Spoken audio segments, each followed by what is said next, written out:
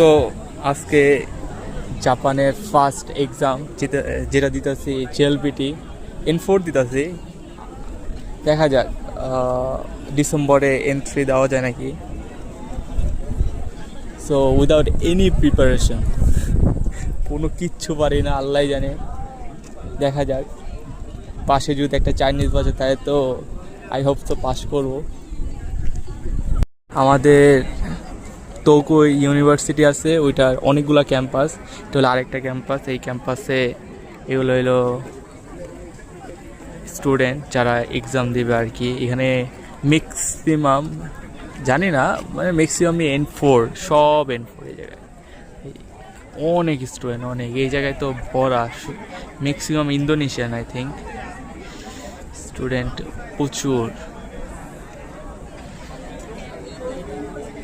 Exam শেষ হলো, সবাই এক্সাম হল থেকে বার হচ্ছিলাম।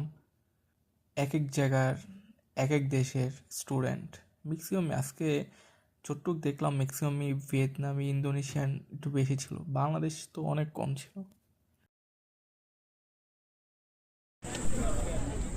সো এক্সাম দিয়ে বার হলাম মাত্র। এক্সাম মোটামুটি হয়েছে, কি বলবো এক্সাম কথা। মানে মানে রিডিং যে মানে রিডিং যে পার্টটা ছিল ওইটা অনেক খারাপ হয়েছে। তো যাচ্ছি ওই বড় ভাইদের কাছে, দেখা যাক, তাদের রিভিউ দেবো তাদের এক্সাম কেমন হয়ে যাবে। শর্টস ভিডিও অনেক লং হয়ে যাচ্ছিলো, যার কারণে নেক্সট দুটা পার্টে ভিডিও করছি।